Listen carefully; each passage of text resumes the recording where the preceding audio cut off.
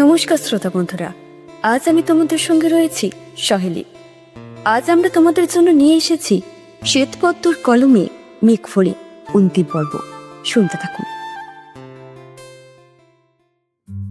এরপরের গন্তব্য ত্রিকুট পাহাড়। এখানেও খানিকটা একই রকম ব্যাপার।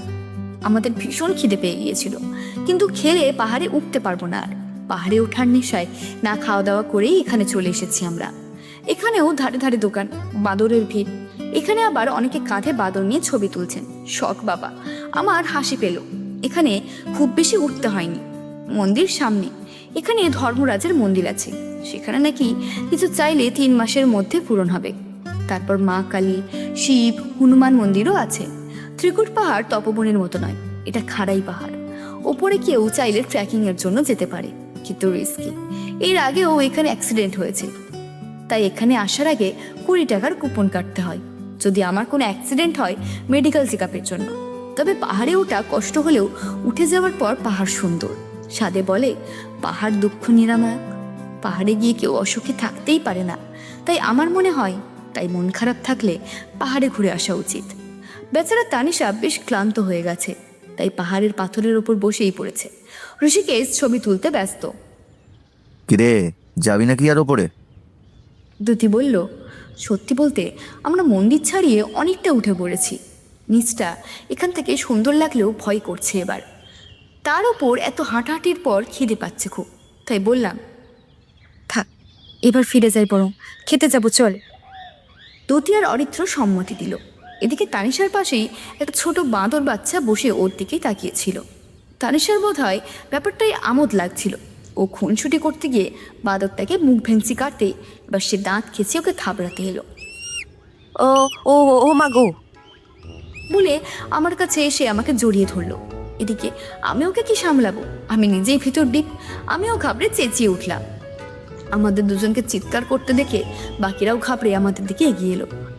ঋষিকেশও ফোন পকেটে ঢুকিয়ে আমার পাশে এসে দাঁড়িয়েছে। কি হয়েছে? আরে চিৎকার করছিস কেন? দ্যুতি প্রথম কথাটা বলল। অরিত্র একটু রাগ দেখেই তানিশাকে বলল, তোর ছেলে মানুষই যাবে না, বাঁদরকে মুখ ভেঙচি দিচ্ছিস, আছড়ে দিলে ভালো হতো। তানিশার মুখ কঠিন হয়ে গেল। ছল ছল চোখে একবার অরিত্রর দিকে তাকিয়ে বলল, তোকে দেখতে হবে না, যা। কথাটা বলে আমাকে ছেড়ে কটকট করে এগিয়ে গেল। আমরা ডাকলাম, তাও শুনল না। এদিকে অরিত্র কি করবে বুঝতে না পেরে প্রেমিকার রাগ ভাঙাতে তার পেছন পেছন ছুটল। যদি কপাল চাপড়ে বলল, হয়ে গেল এদের। দেখি কি করছে তো।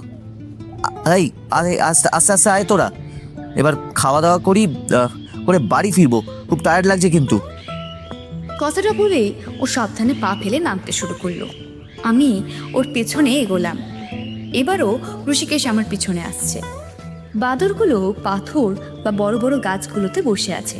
আমার আবার ভয় হচ্ছে, হঠাৎ যদি খাড়ের ওপর লাফিয়ে পড়ে। কথাটা ভাবতেই আটকে উঠলাম। হঠাৎ আমার ডান হাতে চাপ পেয়ে পাশে তাকালাম। চমকের সাথে চমকেও গেলাম। ঋষিকেশ আমার হাত চেপে ধরেছে। মনে হলো আবার আমার মনের ভেতরের কিছু ছপাট করে ঝাঁপ দিয়ে গলায় উঠে এসেছে, তাই হাত পাগুলো শিরশির করছে। তবে ওর বিশেষ কোনো হেলদোল নেই। হাতটা ধরে রেখেই বলল, চল, আমি আছি। কথাটা হয়তো ও আমার ভয় কমাতেই বলল, কিন্তু আমি আবার ভিতর থেকে কেঁপে উঠলাম। আমি আছি কথাটা অনেক দামি। এত দাম কি আমার আছে ওর জীবনে? ওর জীবনে কি অন্য কেউ অনেক দামি আছে? আমি কিছু বললাম না, কিন্তু হাত ছাড়িয়েও নিলাম না। চুপচাপ ওর সাথে হেঁটে এগোলাম। কিছু কিছু মুহূর্ত খুব অপ্রত্যাশিতভাবে আসে, কিন্তু হয় অনেক বেশি কাঙ্ক্ষিত। একটু নামতেই দেখলাম দ্যুতি একদিকে একাই হেঁটে যাচ্ছে, আর অরিত্র তানিশাকে এক হাতে জড়িয়ে ধরে কিছু বলতে বলতে নিয়ে যাচ্ছে। তানিশার চোখে মুখে এখনও অভিমানের ছাপ স্পষ্ট। আমি মুচকি হাসলাম। পাশে তাকিয়ে দেখলাম ঋষিকেশ ওদের দিকে তাকিয়ে। ওর ঠোঁটেও হাসি। আমি তাকাতেই আবার চোখে চোখ পড়ে গেল। এবার নিজের ওপরই বিরক্ত হলাম আমি। ধুর, হচ্ছে কি? 2 দিন ধরে খালি এই ঘটনা ঘটেই চলেছে। কি এম্বারেন্সিং, একেবারে যাতা। নিচে এসে অটোতে উঠলাম সবাই। একটা হোটেলে গিয়ে সেই আগের ছাইপাশ ডাল ভাত আলু ভাজা খেতে একেবারে 600 টাকার ধাক্কা। শুধু দোষের মধ্যে আমরা 1 প্লেট পনির মাফিয়া অর্ডার করেছিলাম। সেটা অবশ্য মন্দ খেতে ছিল না, কিন্তু 600 টাকা তাই বলে দ্যুতি বলল, ওরা ড্রাইভারের জন্য 100 টাকা নিয়েছে? আমি অবাক হলাম। তারপর বুঝলাম আসলে ড্রাইভার আমাদের খেতে এনেছে দোকানে, তার জন্য এটা তার কমিশন। কিন্তু সেটাও আমাদের পকেট থেকে নিতে হলো। ভালোই এরা দেশের সরকারকে ফলো করছে। তবে এই দোকানে প্যারার একটা অসাধারণ গন্ধ আসছিল। এর আগেও এত প্যারার দোকান দেখেছি, কিন্তু এই স্মেলটা একদম অন্যরকম। তাই ভেবেই নিলাম এখান থেকেই কিনবো। এমনিও প্রসাদ নিয়ে যেতেই হতো। আমার দেখা দেখি অরিত্র, তানিশা, এমনকি খুদ ঋষিকেশও ওই দোকান থেকেই কিনলো প্যারা। কেনার আগে 2খানা আমাদের টেস্ট করতে দিয়েছিল, সত্যিই ভালো খেতে। খাওয়া দাওয়া সেরে বাড়ি ফিরেছিলাম 4টের পর। আসার সময় বুঝতেই পারিনি এতটা রাস্তা, কিন্তু ফেরার সময় টের পেলাম। সারাদিনের ক্লান্তি ধকলে অটোতে বসেই ঘুম নেমে এলো চোখে। কতক্ষণ ঘুমিয়েছিলাম জানি না। পাশে তাকাতে দেখলাম তানিশা আমার কাঁধে মাথা রেখে ঘুমিয়ে আছে। আমিও মাথাটা ওর মাথার উপর এলিয়ে দিলাম। আর একটা দিন, তারপর ফিরে যাব আমরা আবার আগের সেই বোরিং জীবন। ঘুম ভেঙেছিল 2-3টাকে। তখনও ঘুম ছাড়েনি আমার। চুল, চোখ মুখের অবস্থা খারাপ।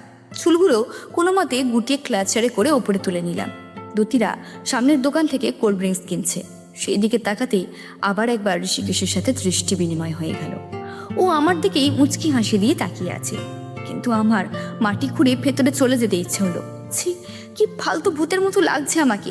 কি ভাবছে ও আমাকে দেখে? এই জন্যই হাসছে। আজ পর্যন্ত আমি লোক নিয়ে কোনো কালেই ভাবিনি, তাই আজ নিজের ভাবনায় নিজেই অবাক হলাম। মানুষ বোধহয় প্রেমে পড়লে প্রিয় মানুষটার সামনে এইরকম হয়ে যায়। ওর দিকে আর তাকাইনি। রুমে এসে ফ্রেশ হয়ে আবার ঘুমিয়ে পড়েছিলাম। তারপর উঠতেই দাদার ফোন এসেছিল। দাদার সাথে প্রায় 2 ঘন্টা কথা বলে, ছবি পাঠিয়ে গল্প বলে তারপর ক্ষান্ত হয়েছিলাম আমি।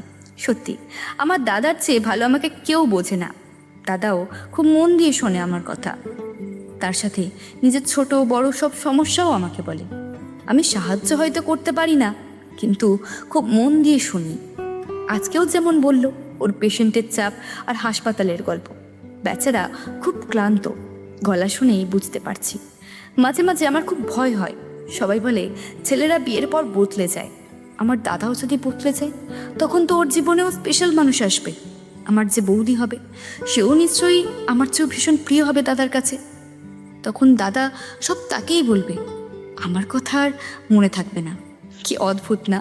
কে বলছে হিংসে শুধু নিজের প্রেমিক পুরুষকে নিয়ে হয়? মেয়েরা তাদের প্রিয় সকল পুরুষকে নিয়েই হিংসুটে। সে দাদা, বাবা, ভাই, বন্ধু, যা কিছু। এমনকি আমি তোমার প্রিয় বান্ধবীকে নিয়েও জেলাস হই। দাদাকে কথাগুলো বললে ও হাসে, বলে, স্রোত, আমার কাছে আমার মিষ্টি বোনটাই সবচেয়ে প্রিয়। তোর জায়গাটা কেউ নিতে পারবে না। কিন্তু আমি জানি এটা শুধুই কথার কথা। তখন তো ও কারোর স্বামী, কারো বাবা, কারা ওর পরিবার। আমি আবার মেয়ে, হয়তো কোনোদিন বিয়ে করে আমাকেও চলে যেতে হবে অন্য কারো বাড়ি। তখন হয়তো সব বদলে যাবে। এই জন্যই বোধহয় বলে ছোটবেলাটাই সুন্দর। কথাগুলো ভেবে নিজের মনেই ম্লান হাসলাম। ঘড়ির কাটায় 6:45। আজ আর কোথাও যাওয়ার নেই। তানিশা হয়তো পাশের রুমে ওদের কাছে গেছে। আমি এই রুমে একা। ফোনটা খুলে আজকের ছবিগুলো দেখলাম। একটু আগে এগুলোই দাদাকে পাঠিয়েছি, কিন্তু নিজেই ভালোভাবে দেখিনি। গ্রুপ ফটোগুলো দেখতে দেখতে মুচকি হাসলাম। তারপর হঠাৎ গতকাল সৎসঙ্গে পাখির খাঁচার সামনে তোলা ছবিটায় চোখ পড়ল আমার। এই সবকটা ছবি ঋষিকেশের ফোনে তোলা। ও তানিশাকে পাঠিয়েছিল, তানিশা আমাকে দিয়েছে। ছবিটা কি সুন্দর এসেছে। আমার ফটো ফেস ভালো আমি জানি, কিন্তু এই ছবিটা যে তুলেছে যেন তার হাতের গুণের জন্যই এত সুন্দর এসেছে। ভাবনার মাঝেই দরজায় টোকা পড়লো। খুলতে দ্যুতি ঢুকে পড়লো। এই, কি করছিস বলতো একা একা? তুই কি ফোন ঘাটবি বলে এসেছিলি নাকি? হ্যাঁ, চল, ওই ঘরে চল। কথাটা বলেই আমার হাত ধরে টেনে নিয়ে গেল। আমিও ভাবলাম সত্যিই কি অভদ্র আমি। ওদের বাড়ি এসেছি আর ঠিক করে কাকু কাকিমার সাথে কথা বলিনি। বললাম, কাকু কাকিমা কোথায়? আশ্রমে গেছে। আরে ওদের কথা বাদ দে, আমরা কাল বাসুকিনাথ যাওয়ার প্ল্যান করছিলাম। সবাই আছে, শুধু তুই আর রিতেশ নেই। তোদের বাবা মাকে দেখেছি, ওনারা বেশিরভাগ সময় আশ্রমেই থাকেন, ওখানেই খাওয়া দাওয়া করেন, হয়তো ঈশ্বরের আরাধনা নিয়েই পড়ে থাকেন। এখানে বেশিরভাগ সময় দ্যুতি একাই থাকে। বললাম, ঋষিকেশ কোথায় গেছে? সে তো ছাদে গেছে, বোধহয় বাড়িতে ফোন করছে। দুটি রুমে পৌঁছাতেই দেখলাম তানিশার অরিত্র বসে বসে কি দেখছে। আমি সেটা বোঝার আগেই দুটি ছো মেরে ওদের হাত থেকে কাড়িয়ে নিল।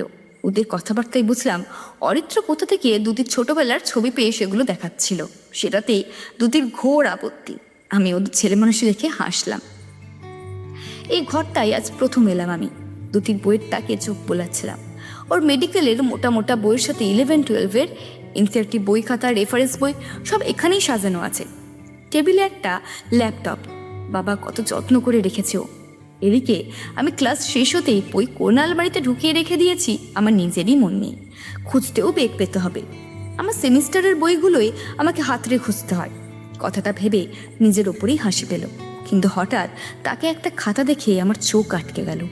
খাতাটা খুব চেনা ঠেকলো। এদিকে দুটি তখনও তানিশার অরিত্রর সাথে ঝগড়া করতে ব্যস্ত। অরিত্র তো হুহা করে হেসেই চলেছে। আমি তুতিকে জিজ্ঞেস না করেই ওর বইয়ের তাক থেকে খাতাটা বের করলাম।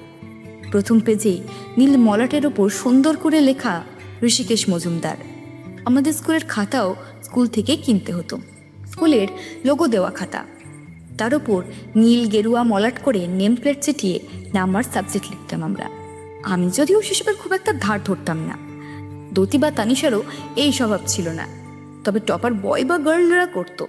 এই খাতায় নাম প্লেট নেই, মার্কার পেন দিয়ে নাম লেখা। খাতাটা দেখেই চিনেছি আমি। এরকম নীলমলার বেশিরভাগ সময় ঋষিকেশকেই ব্যবহার করতে দেখেছি। আমরা ছন্নছাড়া হলেও ও বরাবরই টিপটপ। আমার মনে আছে ঠিক এই খাতাটা নিয়েই কিছু লিখতে লিখতে আমাদের সাথে গল্প করছিল সেদিন ঋষিকেশ। তারপর ম্যাম চলে আসতে খাতাটা ফেলে চলে যায়। দ্বিতীয়কে সেটা ফেরত দেবে বলে নিজের কাছে রেখে দিয়েছিল, কিন্তু ফেরত দেয়নি কেন তবে? আমি খাতাটা খুলে দেখলাম এটা রাফ খাতা। একদম প্রথমে 2-3টে পাতায় লেখা, বাকিটাই খালি, একদম নতুন ছিল। এখন যদিও একটা পুরনো ছাপ পড়েছে। পুরো খাতাটায় একবার উল্টে দেখলাম। হঠাৎ চোখে পড়ল একদম শেষ পাতায় কিছু একটা লেখা।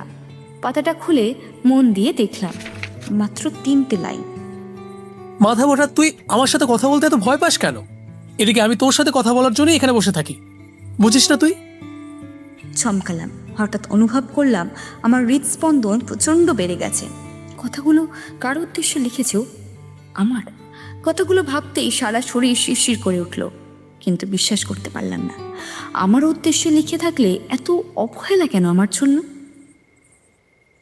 এই এই সোত, তুই আবার এখানে একা একা কি করছিস রে? দুটির ডাকে আমি দ্রুত খাতাটা বন্ধ করে ওদের দিকে তাকালাম। তিনজনই আমার দিকে তাকিয়ে। আমি হাসার চেষ্টা করলাম। আমার হাতের খাতাটা দেখে দুটি বলল, এটা তুই কোথায় পেলি? তোর তাকেই, এটা তো ঋষিকেশের খাতা। তুই ওকে ফেরত দিবি বলে নিয়েছিলি, দেশনি কেন? আমার কথায় ও আমার থেকে খাতাটা নিয়ে উল্টে পাল্টে দেখলো। আমি দম আটকে দাঁড়িয়ে রইলাম। আচ্ছা, ও কি লেখাটা দেখেছে? তবে দুটি খাতাটা বন্ধ করে বলল, আরে আমি তো ফেরত দিতে গিয়েছিলাম, ও বলল ওর লাগবে না। আমি বললাম তো যে আমি এটা দিয়ে কি করব বলো তো। হ্যাঁ, বলেছিল রেখে দে তোর কাছে। আজও পাগল ছেলে ভাই, কি যে চলে ওর মাথায় শুধু ও আর ভগবানই জানে। এই কেন বলতো?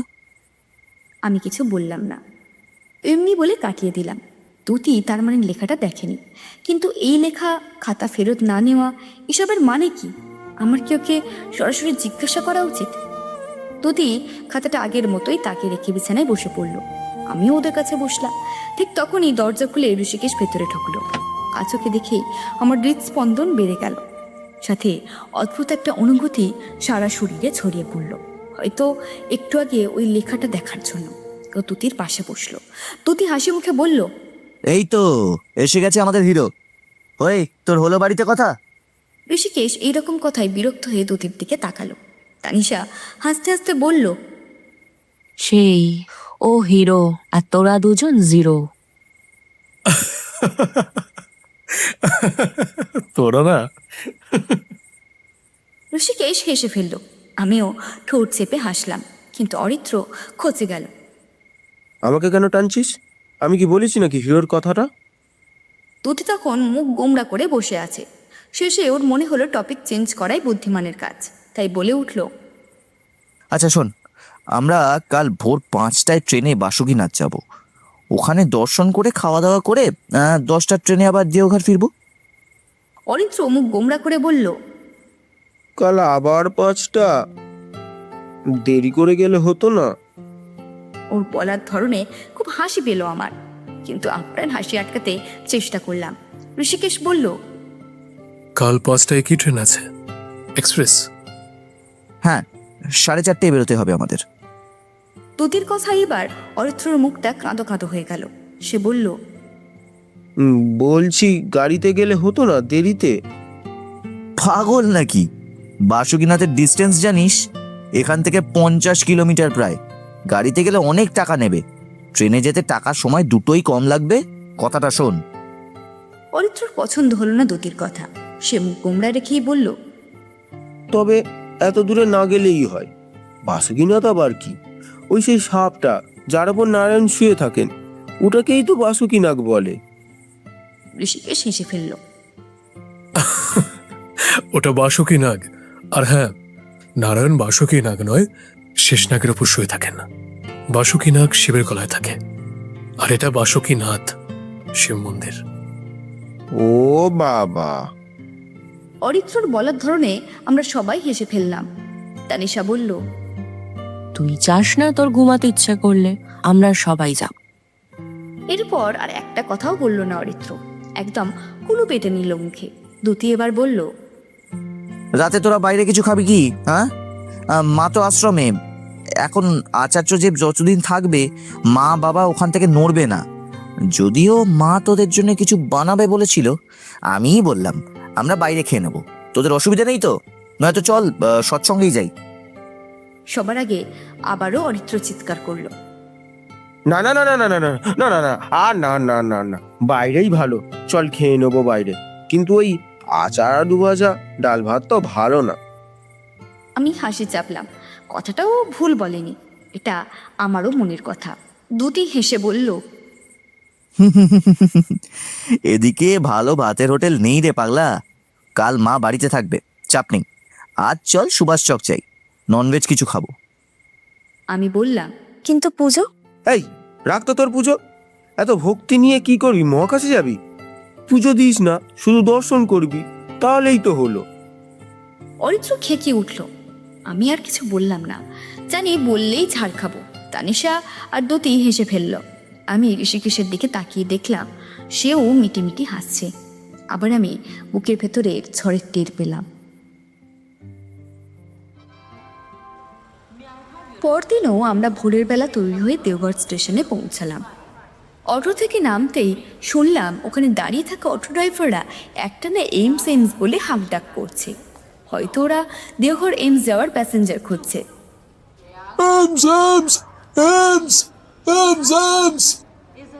আমি দুতিকে বললাম, দেখ, তোর কলেজে নিয়ে যাবে বলছে। ও মুখ বেঁকিয়ে বলল, হাট, ওটা যাওয়ার জায়গা? পুলিশ কিরে, ওটা তো দেওঘর এইমস ভাই। তো নিজের কলেজ সবার কাছেই ফালতু হয় ভাই, সেই যতই নালন্দা বিশ্ববিদ্যালয় হোক। আমরা সবাই হেসে ফেললাম ওর কথায়। ট্রেন ঢুকলো ঠিক 5টায়। তাড়াহুড়োতে আমরা স্লিপারে উঠে পড়লাম। আর কি, হাঁ করে তাকিয়ে দেখছি লোকজন ঘুমাচ্ছে। এত ভোরে আর কি বা করবে, তাও কষ্টসিষ্ট করে একটা জায়গা জোগাড় করে চাপাচাপি করে বসলাম। আধ ঘন্টার মধ্যেই পৌঁছে গেলাম। তারপর স্টেশন থেকে অটো নিয়ে মন্দির দর্শন করে বের হতে 8:30। এখানে খুব বেশি ভিড় নেই, একদম নেই তাও নয়, কিন্তু গতকাল বৈদ্যনাথ ধামের চেয়ে অনেক কম। তবু দেরি হয়েছে কারণ আমরা মন্দিরে বসেছিলাম বেশ কিছুক্ষণ। বাইরে এসে মন্দিরের সামনের দোকান থেকে চা খেয়ে জলখাবার খেতে বসলাম। খুব খিদে পেয়ে গিয়েছিল, কিন্তু সকাল সকাল লুচি কচুরি খেতে আজ আমার একটু ইচ্ছে করছে না। তানিশাও খাবে না বলল। তাই আমি একটা দোকানে পকোড়া, আলুর চপ, ছোলার ঘুগনি, শসা আর লঙ্কা দিয়ে মুড়ি খেলাম। আমার মনে হলো এতদিন খাওয়া সব খাবারের চেয়ে এটা বেস্ট। তার উপর আমাদের বাঁকুড়া সাইডের ছেলে মেয়েদের মণিপ্রীতি বরাবর বেশি। খাওয়া দাওয়া শেষে এখানকার মার্কেটটা ঘুরে দেখতেই 9:30 বেজে গেল। তারপর আবার স্টেশনে গিয়ে ট্রেন ধরা। সব কিছুর মাঝে আমার আজ মনে হলো আর কিছুক্ষণ, তারপর ফেরার সময় চলে আসবে। কথাটা ভাবতেই ঋষিকেশের দিকে তাকালাম। অদ্ভুতভাবে সে আজও একই সময়ে আমার দিকে তাকালো, ফলে আবার চোখে চোখ পড়ল। আজ আমি চোখ ফিরিয়ে নিলাম না, ও শুধু আমার দিকে তাকিয়ে অল্প হাসলো। দুদিন বাড়ি ফিরতে আমাদের 11:15 বেজে গিয়েছিল। রোদ গরমে ফিরে স্নান করে গেলেও আবার স্নান করেছিলাম আমি। সকালে গলাটা অল্প ব্যথা টের পেয়েছিলাম, হয়তো পরপর 3 দিন ভরে ওঠা, স্নান করা এসবের জন্যই ঠান্ডাটা লেগে গেছে। স্নান করে একটা প্যারাসিটামল খেয়ে তাই ঘুমিয়ে পড়েছিলাম। ঘুম ভেঙেছিল তানিশার ডাকে। কিরে ওঠ, খাবি না? কাকি আমটি কখন থেকে ডাকছে তো। ঘড়ির দিকে তাকিয়ে দেখলাম 2টো বাজছে। বাপরে, এতক্ষণ ঘুমিয়েছি আমি। খাবারে আজ কাকিমা এলাহি আয়োজন করেছে। কোথা থেকে আমাদের জন্য ইলিশ মাছ জোগাড় করেছে, সাথে মাটন, এঁচড় চিংড়ি, পটল পোস্ত, মিষ্টি, দই, রসগোল্লা সব আছে। আমরা সত্যি মন ভরে তৃপ্তি করে খেয়েছিলাম। এখানে এসে স্তব একদিনও ভাত খেয়ে আজকের মতো আরাম পাইনি। খাওয়া দাওয়ার পর আজ আবার দুতির ঘরে আড্ডার আসর বসেছিল। আমি আজ যা ঘুমিয়েছি, ভাত ঘুম আর আমার চোখে ধরা পড়বে না। এর মাঝে হঠাৎ ঋষিকেশের ফোনটা বেজে উঠতেই ও দুতিকে বলে আজ আবার ছাদে চলে গিয়েছিল। আমার মনে হয়েছিল আজ একবার অন্তত ওর সাথে কথা বলা উচিত। এখানে যেদিন এলাম সেদিনই দুতি বলেছিল ওর নাকি আমার বিষয়ে ভুল বোঝাবুঝি আছে। সত্যিই কি তাই? খুব জানতে ইচ্ছা করছিল, কিন্তু তারপরই মনে পড়ে গিয়েছিল ওই চুড়িগুলোর কথা। ওটা তবে ও কার জন্য কিনেছে? স্কুল লাইফে যদি ফিলিংস থেকেও থাকে, সেটা তো 3 বছর আগের কথা। এখন তো আর নাও থাকতে পারে। হয়তো এখন ওর জীবনে অন্য কেউ আছে। আমার ওর থেকে দূরে থাকাই ভালো। কি লাভ মায়া বাড়িয়ে? সময়টা কেটে গিয়েছিল খুব দ্রুত। বিকেল পেরিয়ে সন্ধ্যা নেমেছিল। তুতিদের বাড়ির কাছেই একটা হনুমান মন্দির আছে। এখন সেখান থেকে ঘন্টার শব্দ ভেসে আসছে। তানিশার অরিত্র নিজেদের মধ্যে ব্যস্ত। আগামীকাল ফিরে যাবে, তাই হয়তো নিজেদের মধ্যে কোয়ালিটি টাইম স্পেন্ড করছে। দুতিরও একজন স্পেশাল বন্ধু আছে। এই 3 দিন তার সাথে কথা বলতে না পারার জন্য সে ওর ওপর অভিমান করে বসে আছে। সে এখন ফোনে তার মান ভাঙাতে ব্যস্ত। আমারও মন খারাপ। কাল ফিরে যাব আমরা। কলেজ আছে, ভালো লাগছিল না ঘরে, তাই দুদিকে বলে ছাদে চলে এসেছিলাম। কিন্তু এসেই অবাক হলাম, ঋষিকেশ ছাদে আছে। ফোনে কথা বলছে সে, ভিডিও কল। ছাড়া ছাড়া কথা কানে এলো আমার। আচ্ছা বাবা, হ্যাঁ আমি নিয়ে যাবো তো তোমার জন্য। পাগলি একটা। I am also eagerly waiting to meet you my ডিং। চমকে ছাদের দরজার কাছেই দাঁড়িয়ে পড়লাম। গলার কাছটা অদ্ভুতভাবে ভীষণ শুকনো হয়ে গেছে। ঠোক গিলতেও কষ্ট হলো আমার। কার সাথে কথা বলছেও? এই 3 দিনে ওকে এত সুন্দর করে আমাদের কারোর সাথে কথা বলতে দেখিনি আমি। ঋষিকেশকে স্কুলেও আমার চুপচাপ মনে হতো, প্রচণ্ড রকম ইন্ট্রোভার্ট। কিন্তু আজ তার কথাবার্তা ফোনের ওপাশের মানুষটির জন্য কত আলাদা। ভালোবাসার মানুষের কাছে হয়তো সবাই একদম আলাদা। আমার দুর্ভাগ্য, আমি ও সেই মানুষটি না, হতেও পারবো না কোনোদিন। ওই রিম বলে মেয়েটা নিশ্চয়ই আমার চেয়ে অনেক ভালো। চোখ দুটো অজান্তেই ছলছল করলো আমার, মাথাটাও ঝিমঝিম করছে। আজ হঠাৎ মনে হলো এতদিন আমি যাকে ভুলে থাকার চেষ্টা করেছি সেটা শুধুই অভিনয়। আমার মন হৃদয় সবটা জুড়ে আজও একই রকম রয়ে গেছে। এত কিছুর পরও আমার বেহায়া মন ওকেই ভালোবেসে গেছে। আমার ইচ্ছে হলো এক নিমেষে এখান থেকে দৌড়ে চলে যেতে। সেটাই করতাম, কিন্তু থামতে হলো ঋষিকেশের ডাকে।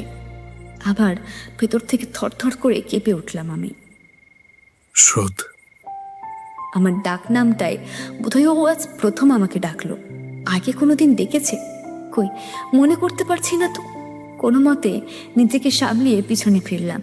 আমার চোখের জল, দুর্বলতা কোনোটাই আমি ওকে কখনো দেখাবো না। তাকে দেখিয়ে কি লাভ, সে আমার কেউ না। ও আমার দিকে এগিয়ে এসে ভ্রু কুচকে তাকালো। ফোন রেখে দিয়েছে ও। কখন রাখলো? আমি কি এরকম বোকার মতো এখানে অনেকক্ষণ দাঁড়িয়ে আছি? নিজের ওপরই রাগ হলো আমার। আমার একদম সামনে দাঁড়িয়ে চুপ করে বেশ কিছুক্ষণ তাকিয়ে রইল আমার দিকে।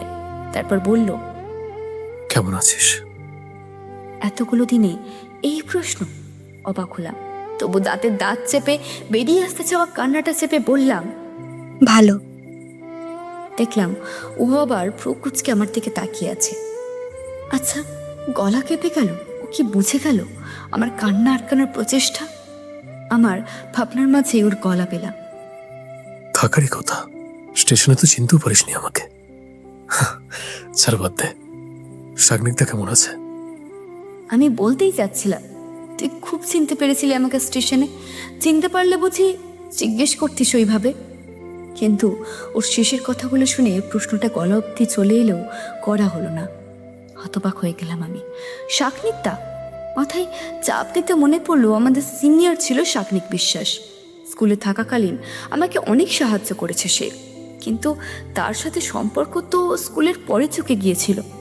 এখন আমি আর তার কথা জানবো কি করে? মনের প্রশ্নটাই করে ফেললাম। তার কথা আমি কি করে জানবো? আমাকে আরো অবাক করে ও ঠোঁটে একটা তাচ্ছিল্যের হাসি ফুটে উঠল। তুই জানবি না তো কে জানবে রে? তোর স্কুল লাইফের one and only crush, plus তোর বয়ফ্রেন্ড। বিস্ময়ে হাঁ হয়ে গেলাম আমি। আমার ক্রাশ শাগনিকদা, আমার বয়ফ্রেন্ডও সে। এদিকে আমি নিজেই জানি না। মাথাটা দপ করে জ্বলে উঠল আমার। বললাম, কি সব বলছিস তুই? সে আমার বয়ফ্রেন্ড? সে আমার বয়ফ্রেন্ড ক্রাশ কোনোটাই না। যেটা জানিস না সেটা নিয়ে কথা বলিস না। ও যেন বিশ্বাস করতে পারলো না আমার কথা। একইভাবে আবার বলল, ও তোর বয়ফ্রেন্ড নয়? এরপর রাগ সীমানা ছাড়িয়ে গেল। যে মানুষটাকে আমি এতগুলো দিন ভালোবাসলাম, তার এইরকম কথা শুনলে কতখানি কষ্ট হয় যদি সে বুঝতো। গলা উঠিয়ে চিৎকার করে উঠলাম, না, নয়, আমার কোনো বয়ফ্রেন্ড নেই। আমি কাউকে চাই না, আমার কাউকে লাগবে না, বুঝেছিস? আরো অনেক কিছু বলতে মন চাইছিল, কিন্তু বলতে পারলাম না। গলা আবার শুকিয়ে এলো। ও তখনও স্থির দাঁড়িয়ে আমার সামনে, কিন্তু রাগ আমাকে থামতে দিল না। বড় বড় শ্বাস নিয়ে নিজেকে সামলে আবার চেঁচিয়ে উঠলাম, আমাকে নিয়ে এত কে ভাবতে বলেছে তোকে? তুই নিজেকে নিয়ে ভাব। তোর তো আছে জীবনের দামি মানুষ, প্রিয় মানুষ। মানে? হতবাক গলায় এতক্ষণে কথা বলল সে। আমি রেগে গেলে মাথার ঠিক থাকে না, এইবারও থাকলো না। বলে ফেললাম, কেন নয়? যার জন্য তুই কাঁচের চুড়ি কিনেছিস, যার সাথে এতক্ষণ কথা বলছিলি, যার সাথে দেখা করতে তোর তর্স হয়েছে না, নয় সে তোর প্রেমিকা? শান্ত মস্তিষ্কে থাকলে হয়তো এতগুলো কথা আমি কোনোদিন বলতে পারতাম না। আজ পর্যন্ত তো পারিনি, কিন্তু আজ স্থান কাল ভুলে আমি তাকে এতগুলো ব্যক্তিগত প্রশ্ন করে বসেছিলাম, সেগুলো করার অধিকার হয়তো আমার নেই। ও কিছু না বলেই চেয়েছিল আমার দিকে, উত্তর দেয়নি আমার একটা প্রশ্নেরও। হয়তো দেওয়ার প্রয়োজন মনে করেনি। কে আমি? আর দাঁড়িয়ে থাকতে ইচ্ছে হলো না আমার। কান্নাটাকে কোনো মতে গিলে ফেলে ছুটে নিচে চলে যেতে চাইলাম, কিন্তু আবার বাধা পেলাম। ঋষিকেশ আমার হাত চেপে ধরেছে। ছাড়িয়ে নিতে চেষ্টা করেও ব্যর্থ হলাম, ছাড়ল না। মিনিট দুই নীরব থেকে ধীরে ধীরে বলল, তোর হয়তো মনে নেই, থাকার কথাও নয়, কিন্তু আমার পিসির একটা ছেলে আছে, তার একটা 3 বছরের মেয়ে আছে। ওর নাম রিম। আমার ভাইজি আমাকে বড্ড ভালোবাসে। ও কোথাও গেলে ওর জন্য কিছু না নিয়ে গেলে ও খুব রাগ করে। দাদার চাকরির কারণে ওরা হায়দ্রাবাদে থাকে, মাঝে মাঝে ওদের বাড়ি যাওয়া হয়, তাই আরো বেশি আমার নেওয়াটা হয়ে গেছে। কথাগুলো শুনে আমি হতবাক হয়ে ভিতা চোখেই পিছন ফিরে ফ্যাল ফ্যাল করে চেয়ে রইলাম ওর দিকে। ও হাত ছেড়ে দিল আমার, কিন্তু আমি চলে যেতে পারলাম না। আমার ভেজা চোখ চোরার দিকে তাকে ম্লান হাসলো। আমি শুকিয়ে আসা গলাটা ঠোক গিলে ভিজিয়ে নিয়ে বললাম, আমাকে এত কিছু কেন বলছিস? কারণ তুই ভুল বুঝছিস। এতগুলো বছর পর এটা বুঝিস রোদ। ভুল বোঝাবুঝি বাড়তে দিতে নেই। আমি তোকে স্টেশনে চিনতে পারলেও বলিনি, কারণ তুই নিজে ধরা দিতে চাসনি। শাগনিকদার কথাটাও ইচ্ছা করে তোলা। 1 মাস আগে শাগনিকদা আমাকে ফ্রেন্ড রিকোয়েস্ট সেন্ড করেছিল, ওখানেই দেখলাম ওর প্রোফাইল স্ট্যাটাস আছে এঙ্গেজড উইথ কাবেরী কর। হ্যাঁ, আমার ভুল। এতদিন ধরে আমি এটাই ভেবে এসেছি তুই আর শাগনিকদা রিলেশনে আছিস, কারণ কথাটা আমাকে শাগনিকদা নিজে বলেছিল। আমি হতবাক হয়ে বললাম, মানে তোকে কখন বলেছিল এই কথা? আমি তাকে সব দিন দাদার মতো দেখেছি। সে আমাকে প্রজেক্টে বা পড়াশোনায় সাহায্য করতো, ব্যাস এইটুকুই। একটা দীর্ঘশ্বাস ফেললো, তারপর বলল, স্কুল অ্যানুয়াল ফাংশনের সময় বলেছিল ও তোকে লাইক করে। আমি এতটা পাত্তা দিইনি, কিন্তু সেদিন লাস্ট বেঞ্চে বসে তানিশাও বলল তোর নাকি স্কুলে একটা কোনো ক্রাশ আছে। তাই আমি বিপন্ন বোধ করলাম। আমি রাগ সামলাতে না পেরে ওকে শেষ করতে না দিয়েই বলে ফেললাম, আমি তাই তুই শাকনিকদাকে আমার ক্রাশ ভেবে নিলি? আরে ওটা তুই ছিলি গাধা। কথাটা বলে টের পেলাম কি বলে ফেলেছি। লজ্জায় মুখ লাল হয়ে গেল আমার। ইচ্ছা করলো নিজের গালে কষিয়া চর দিতে। আর চোখে ওর দিকে তাকিয়ে দেখলাম ঠোঁট চেপে হাসছে। আরো রাগ হলো আমার। ও একবার গলা ছেড়ে বলল, সেটা তো তুই আমাকে বলিসনি, তাই না? তুই তো ঠিক করে কথাই বলছিস না আমার সাথে। তাছাড়া শুধু আমি ভেবে নিইনি, ওটা তানিশা বলেছিল। আমি অবাক হয়ে বললাম, তানিশা বলেছিল আমার ক্রাশ শাগনিকদা? না, ওটা বলিনি। আমি ওকে জিজ্ঞাসা করেছিলাম, কারণ কথাটা ও বলেছিল। ও বলেছিল একজন সিনিয়র। আমি ভেবেছিলাম ওটা শাগনিকদা। তাছাড়া তুই আমাকে ইগনোর করতিস। আর তুই খুব কথা বলতিস। তুই জানিস তোর ব্যবহার আমি কত কষ্ট পেয়েছি, কত কেঁদেছি। কথাটা বলতে গিয়ে আবার গলা ভেঙে এলো আমার। ওর মুখ শুকিয়ে গেল।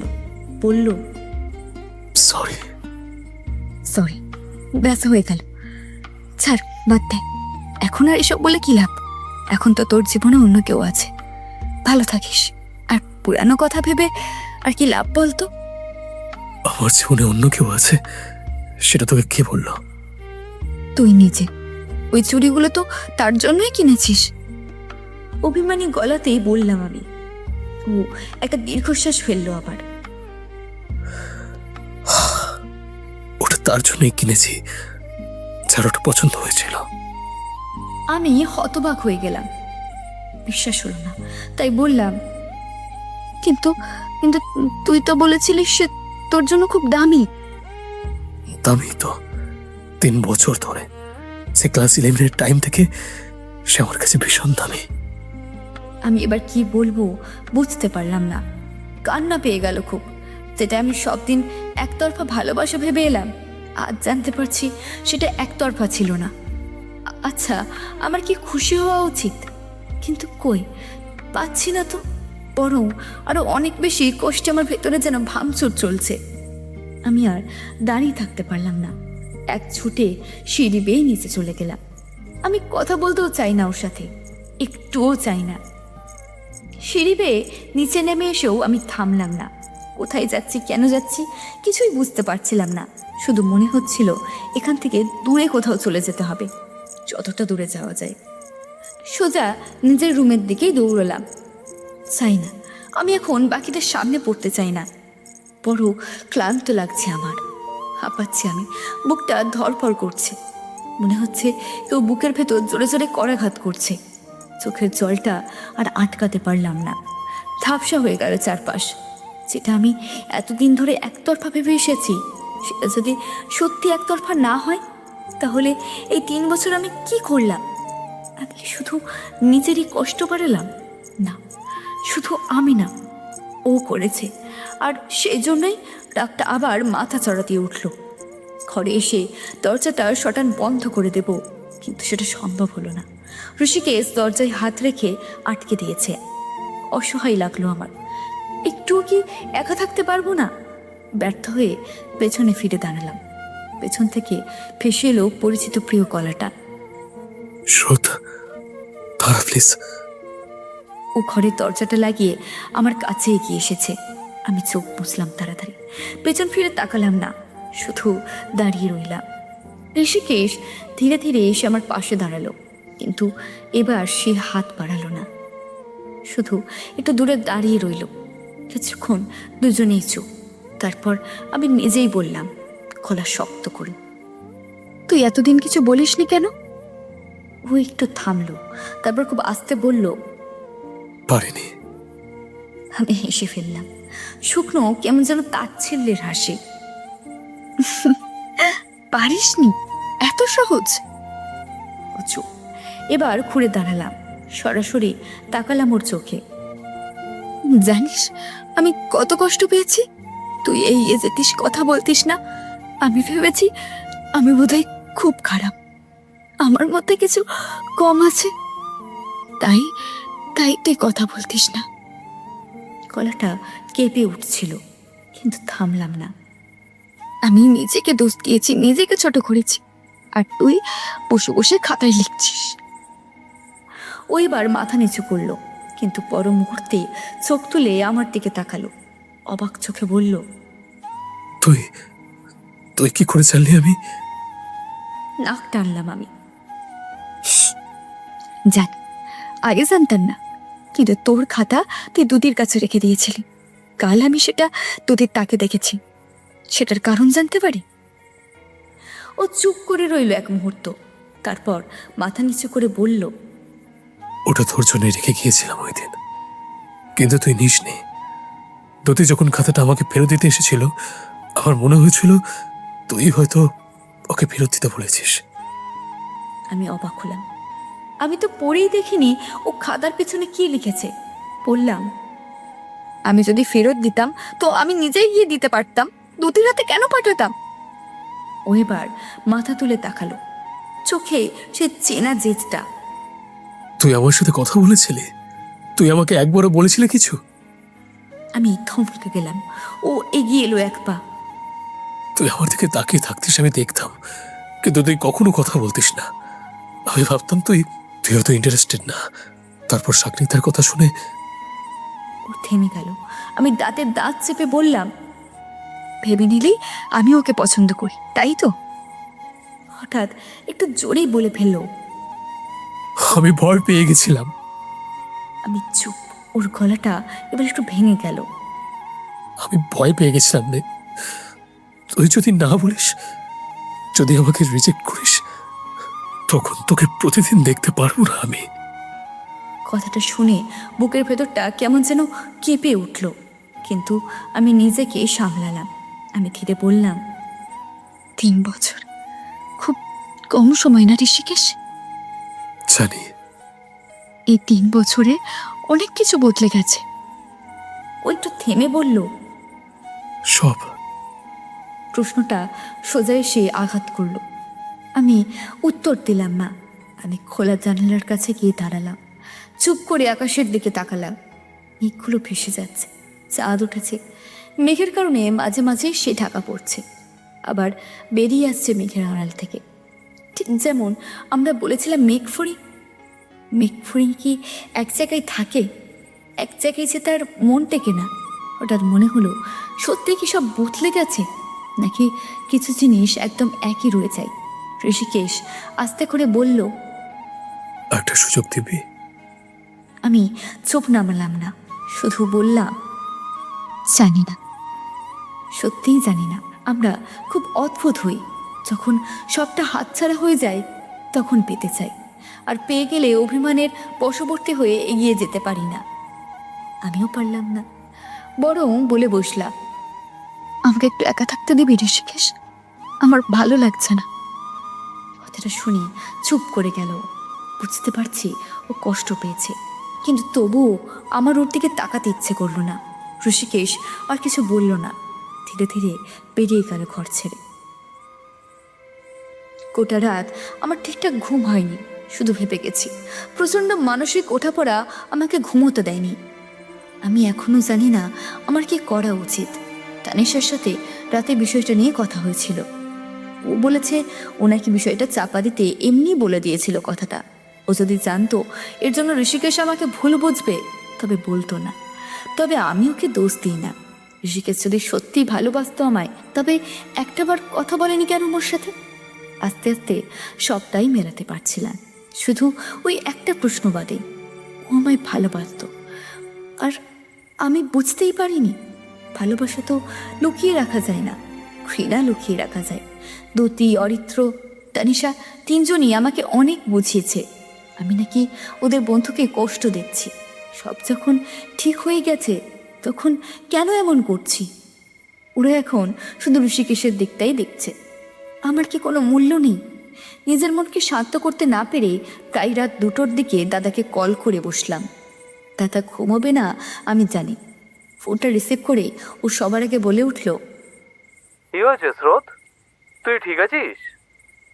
আমার কান্না পেল। খুব বলতে ইচ্ছে করলো আমি ঠিক নেই রে দাদা, কিন্তু বললাম না। বললাম, আমার তোকে কিছু জিজ্ঞাসা করার আছে দাদা, শুনবি? দাদা কিছু বলল না, শোনার অপেক্ষা করলো। আমি ধীরে ধীরে সবটা বললাম ওকে। সবটা মন দিয়ে শুনে বলল, জীবনের সবটা মন মতো হয় না জানিস স্রোত। আমিও কলেজ লাইফে একটা মেয়েকে পছন্দ করতাম, আমার কলেজেই পড়তো। তোকে এই বিষয়ে কিছু বলা হয়নি। যতই হোক ছোট বোন তুই আমার। আজ যখন কথাটা উঠলো তখন মনে হলো তোকে জানানো দরকার। আমি কিন্তু তাকে জানিয়েছিলাম আমার মনের কথা, কিন্তু সম্পর্কটা শুরুর আগেই ভেঙে গেল। আমি অবাক হলাম, বলে ফেললাম, কেন? ওর নাকি আগেই একজনের সাথে সম্পর্ক ছিল, সেটা অবশ্য আমাকে বলেনি, আমার এক বন্ধু জানায়। তারপর আর সাহস হয়নি প্রেম বা ভালোবাসা নিয়ে ভাবতে।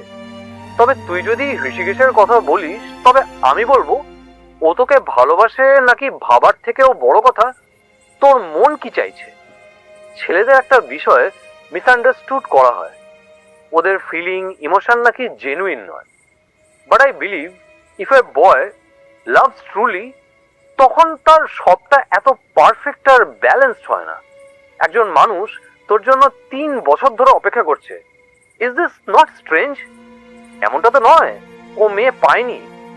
বহু ভালো ভালো মেয়ে ওর জীবনে এসেছে নিশ্চয়ই, but I still not forget you. এর চেয়ে বেশি আর কি লাগে বলতো? কতজন পারে এমন অপেক্ষা করতে বলতো? আমি তোকে ফোর্স করব না, তোর ডিসিশন তুই নিজে নে। কালকের পর হয়তো ওর সাথে তোর দেখাও হবে না, তাই যা করবি ভালোভাবে ভেবে করিস, যেন লাইফে রিগ্রেট না থাকে।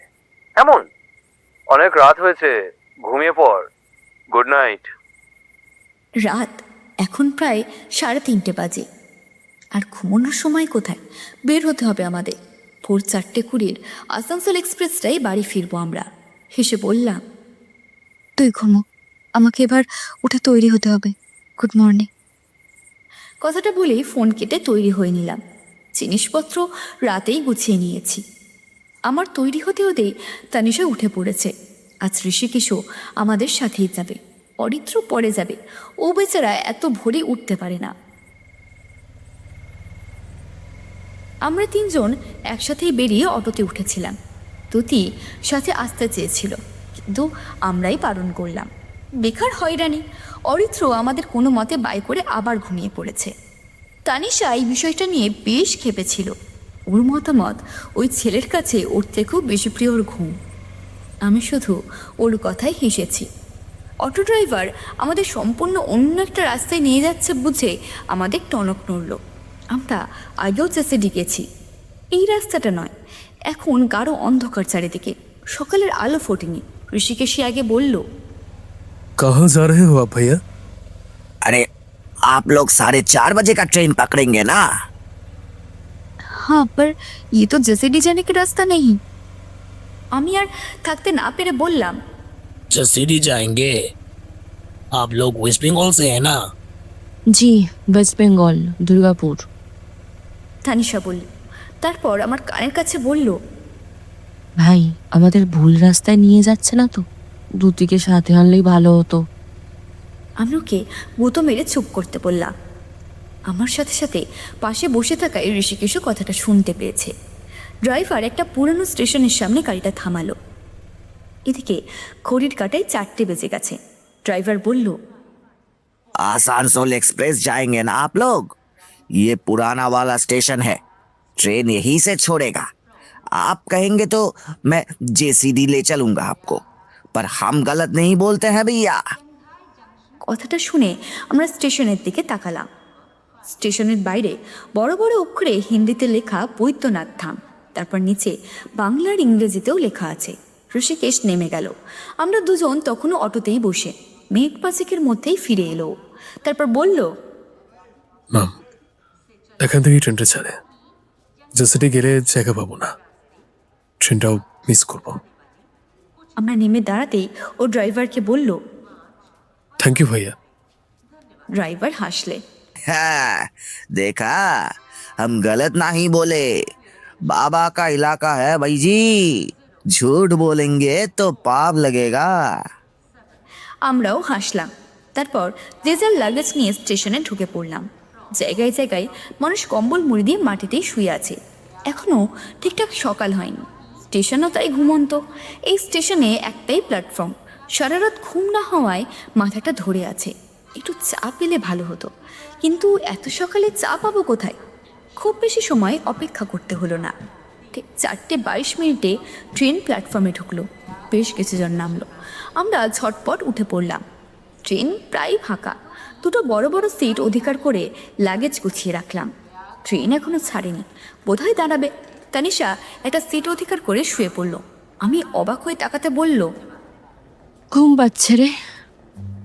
আমি ভালোই বুঝেছি পাজিমিটা এই কাজ ইচ্ছে করে করেছে। শীত করছে খুব, জানালা বন্ধ, তাও কাঁপুনি আসছে। তানিশা এদিকে একটা চাদর গায়ে জড়িয়ে শুয়ে পড়েছে। আমি আর ঋষিকেশ একটা সিটে বসলাম। জুতো দুটো খুলে রেখে পা তুলে বসলাম। এখনো ট্রেন চলার নাম নেই।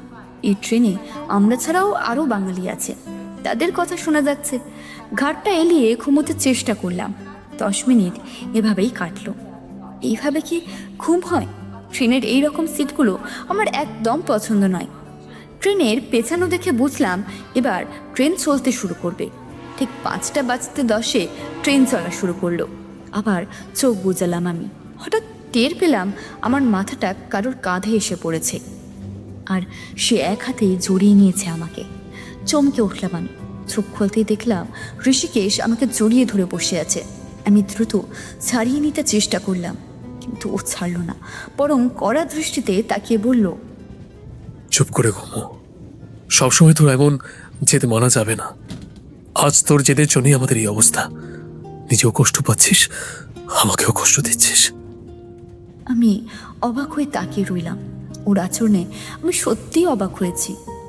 ও এইভাবে এত কথা বলতে পারে? আবার নিজেকে ছাড়াতে চেষ্টা করলাম।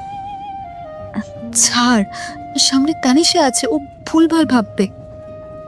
এইবারও লাভ হলো না। ও আরো শক্ত করে এবার 2 হাত দিয়ে জড়িয়ে ধরলো আমাকে। আমি প্রায় ওর কোলের ওপর পড়লাম। লজ্জায় লাল হয়ে গেছে আমার মুখ।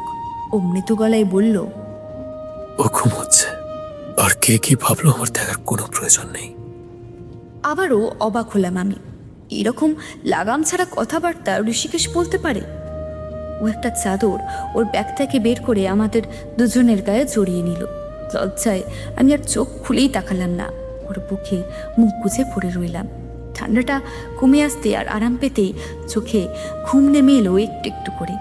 ঘুমের ঘরে যেতে যেতেই ভাবলাম, কিছু সময় স্বীকারোক্তির চেয়েও নীরব সম্মতি বেশি গুরুত্বপূর্ণ হয়। ঘুম ভাঙলো যখন, তখন ঘড়ির কাঁটায় 7টা। তড়িঘড়ি উঠে বসলাম। এতক্ষণ ঋষিকেশের বুকের ওপর এভাবে সবার সামনে ঘুমিয়েছিলাম ভাবতে আমার লজ্জা লাগছে। ও এতক্ষণ আমাকে জড়িয়ে ধরেই বসেছিল, নিজেও ঘুমিয়ে গিয়েছিল। আমি উঠতেই ও নড়ে চড়ে বসলো। পাশের সিটে তাকিয়ে দেখলাম তানিশা এখনো ঘুমিয়ে আছে। ওর পাশের অল্প জায়গাটায় একজন এসে বসেছে। আমাদের পাশের জায়গাটা এখনো খালি। চোখ ঘষে বললাম, আসানসোল চলে এসেছে? না, দেরি আছে এখনো। তোর ঘুম হলো? ওর কথায় ঘাড় নাড়িয়ে হ্যাঁ বললাম। তখনই লেবু চা উঠল। অনেকক্ষণ ধরে আমার চা খেতে ইচ্ছা করছে, সাথে গলাটাও ব্যথা করছে। ও আমাকে জিজ্ঞেস করলো, চা খাবি? হ্যাঁ, কিন্তু তানিশা তো ঘুমোচ্ছে, ওকে ডাকি নাকি? না থাক, ও উঠলে খাবে। চা আবার আসবে। দুটো 10 টাকার লেবু চা নিয়ে আমরা চুমুক দিলাম। ঋষিকেশ হঠাৎ বলল, তোকে একটা কথা জানানোর ছিল। আমি এখানে বেশি দিন থাকছি না। গ্র্যাজুয়েশন শেষ কদিন পর আমি একটা ইউনিভার্সিটি পেয়েছি দিল্লিতে, জেএনইউ। ওখানে জয়েন করব। আমি চা খাওয়া থামিয়ে অবাক হয়ে ওর দিকে তাকালাম। আমার মনে হলো বুকের ভেতরটা কেমন ফাঁকা হয়ে গেল। বললাম, বাহ, কবে যাচ্ছিস তবে? পরের মাসে। এক্সাম দেওয়ার সময় কলেজে যাব একেবারে। ও খুব স্বাভাবিক গলায় বলছে, কিন্তু আমি বুঝতে পারছি ওর ভিতরে ঝড় কম নয়। বললাম, খুব ভালো। ও মাথা নাড়ল, তারপর বলল, কিন্তু একটা জিনিস বাকি ছিল। এখান থেকে যাওয়ার আগে তোর সাথে অন্তত একটাবার কথা বলতে চেয়েছিলাম। তোতে যখন আমাকে বললো তোরা আসছিস, আমি এক সেকেন্ডও ভাবিনি। আমি জানতাম তুই আসবি, আর আমি এটাও জানতাম এটাই আমার কাছে লাস্ট চান্স। আমি বিশ্বাস করি শ্রোত, মহাদেবও চেয়েছিলেন আমাদের আবার দেখা হোক। কথাটা বলতে বলতেই ওর ব্যাগ থেকে আমার জন্য আনা চুরির বাক্সটা বের করে সেটা খুলে চুড়িগুলো খুব যত্ন করে আমার হাতে পরিয়ে দিল। আমি থমকে বসে আছি, বুকের ভেতর একটানা ঝড় চলছে। চুড়ি পরানো হাতে বলল, তা আমি কিছুই দিতাম, কিন্তু এখনো তো চাকরিতে জয়েন করিনি। তবে খুব তাড়াতাড়ি দেবো, দেখিস। আমার ঠোঁটে অল্প হাসি ফুটে উঠল। ও নিজেই বলে গেল, আমি আর পারছিলাম না শ্রোত। 3 বছর ধরে নিজের মাথায় গল্প বানিয়ে বসে আছি। তুই কি ভাবছিস, কি চাইছিস, কিছুই জানি না, শুধু দূর থেকে ভেবে গেছি। আমি চুপ করে শুনছিলাম। ট্রেনের শব্দ আরো স্পষ্ট লাগছিল এখন। আমি ধীরে বললাম, এতদিন পর তোর কথাগুলো মনে হলো? ও মাথা নাড়ালো। দেরি হয়ে গেছে জানি, কিন্তু একটা জিনিস বুঝেছি, না বলে পালিয়ে গেলে কিছুই সহজ হয় না। তাই এবার আর পালাইনি। চোখের জল এসে গেল আমার। আমি জানালার দিকে তাকালাম। বাইরে আলো ফুটছে। জানালাটা এখনো বন্ধ। বেশিরভাগ মানুষ এখনো ঘুমিয়ে আছে। তো আবার বলল, আমি তোকে ফোর্স করবো না শ্রোত, শুধু এটাই বলবো, আমার ফিলিংস আগেও যা ছিল এখনো তাই আছে, বরং আগের চেয়ে অনেক বেশি মজবুত হয়েছে। কিন্তু এখন সবটা তোর ওপর। তুই চাইলে এখানেই থামবো, তুই চাইলে নতুন করে শুরু করবো। আমি ধীরে ওর দিকে তাকালাম। কিছুক্ষণ চুপ করে রইলাম। তারপর খুব আস্তে বললাম, তুই একটা গাধা। ও অবাক হয়ে তাকিয়ে হেসে ফেলল। জানি। আমি নিঃশ্বাস ফেললাম। আমিও কম না। 3 বছর ধরে না বুঝে বসে আছি। তবে হ্যাঁ, তোর মেঘফড়িং এর রাগ হয়েছে, এত তাড়াতাড়ি গলবে না সেটা। অন্যদিকে মুখ ঘুরিয়ে বললাম আমি। ও কিছুক্ষণ চুপ করে আমার দিকে তাকিয়ে রইল। তারপর কি বুঝলো কে জানে, হঠাৎ করে আমাকে টেনে নিজের বুকের ওপর এনে ফেললো। আমি লজ্জায় চারিদিকে তাকিয়ে দেখলাম। যদিও সবাই ঘুমিয়ে আছে, তাই বলে কেউ ট্রেনে এমন করে? ও কিন্তু সুযোগ বুঝলো না। আমাকে শক্ত করে জড়িয়ে ধরে হুট করে কপালে ঠোঁট ছুঁয়ে দিল। বিস্ময়ে হাঁ হয়ে গেলাম আমি। সে অল্প হেসে বলল, নো প্রবলেম, আমি মেঘ কাটার অপেক্ষা করব। আর আমি জানি মেঘ নামক অভিমান কেটে খুব তাড়াতাড়ি বৃষ্টি নামবে, আর আমার মেঘ ফড়িং আমার কাছে ফিরে আসবে। আমি ফ্যাল ফ্যাল করে তাকিয়ে রইলাম। তারপর নিজেও হেসে ফেললাম। তখনই দেখলাম তানিশা উঠে বসেছে।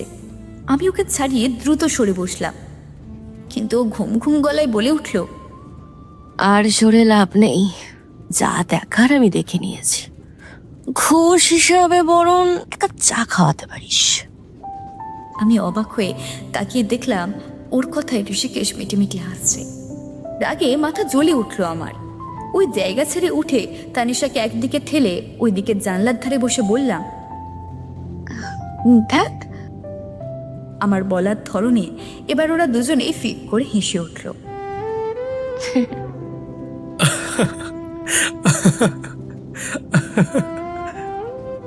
কিন্তু আমি হাসলাম না। দুজনের দিকে গোমরা মুখে তাকিয়ে রইলাম।